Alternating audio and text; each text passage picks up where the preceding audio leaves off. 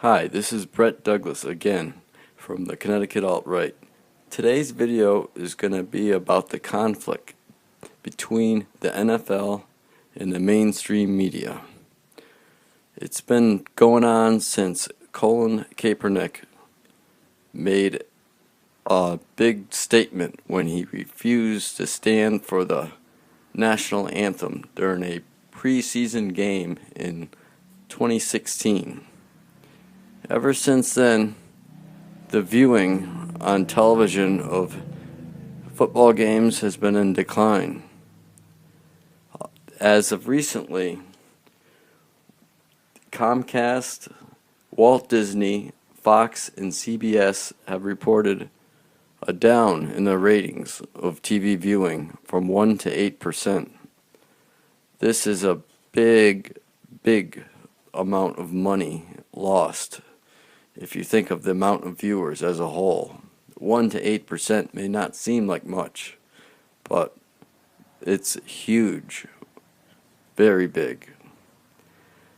Overall, the ticket sales, I've heard a couple different reports, they're down and up.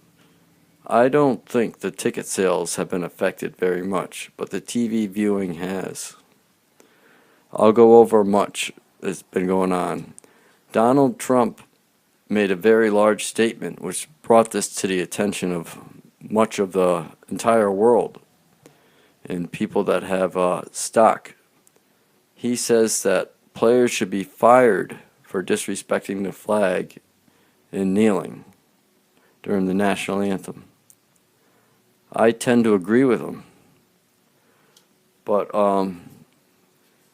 as of now, I do agree with him. At the beginning, and when Colin Kaepernick did that, they should have been warned. But now, the word is out, and I agree with termination should be done. Okay, I'll start off with a little bit of history of the NFL. It was founded on August 20th in the year 1920. It was called APFA in 1920. In 1902, it was attempted, the structure, with a man named Dave Barry, but it failed, and then a second attempt in 1917. So the NFL has been around since 1920. Of course, the commissioner, the head of it all, is Roger Goodell, which I'm sure many of my viewers have heard that name. And the demographics is where racism comes into this sport. Remember, the African population of America is about 11 to 13%. And 68% of all NFL players are black, 28% white, and 4% Hispanic. In basketball, it's 74% black. The whitest team reported in 2014 is the Eagles. They have 25 white players and 27 black players. That was in 2014. It's probably pretty close to about the same, I'm not sure. Although Richard Spencer from the alt-right tweets that his favorite team is doing very well, the Patriots, the whitest team. I think he needs to do a little more research on that. I believe he's wrong. Okay, and what a lot of people may know, even if they don't watch the sport very much, is Dallas is always playing on Thanksgiving. That's considered America's team to a lot of people. But Donald Trump is not very happy with them. So you can go there. The Thanksgiving Day football games started in 1876. Now, that's shortly after the game was invented. That's before the NFL and everything. So that's a long tradition. It started when it was just college football between Princeton and Yale in 1876. I don't know who won the game. That would be interesting to find out.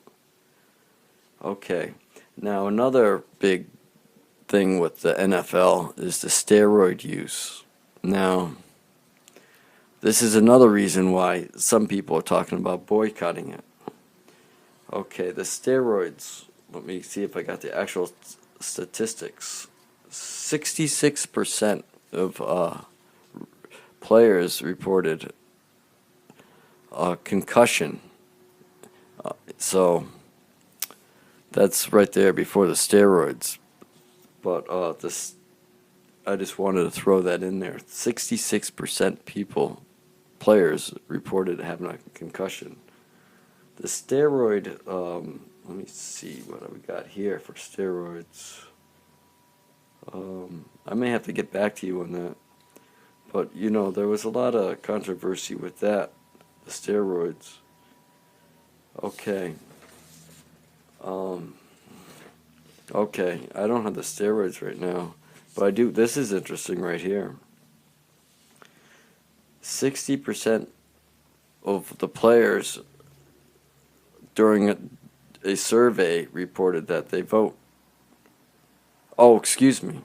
60% of the players are eligible to vote, and 33% of the players actually vote. It's even less with black players. 22 of 29 did not vote. So that's 22 players out of 29. This survey I got online, it must have been done between 29 players, and I'm sure they were all black, and 22 of them said they did not vote.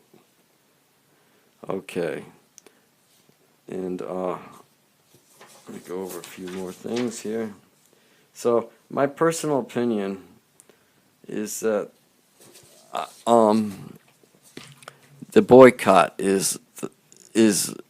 should, a lot of people should consider this, because that's how things get corrected when less money is being made, because a boycott would drastically affect the income of the NFL and the stock market if it was boycotted.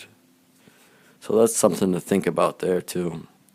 And also, like I said, the steroids, the concussions, the racism, Black Lives Matter, protesting during games. This is what I would say. Wait till Thanksgiving before a boycott. If there's kneeling and any disrespect during the Thanksgiving Day games, there should definitely be a boycott. But the government really shouldn't be involved too much in this. We can do it without the president. But it was good to hear that the president, with a national sport like this, is paying attention, though. That's good news. But that's my opinion there. I wish I had a little more information. Any information on the steroid use, on amount of players that failed it and everything. But I don't. Sorry about that.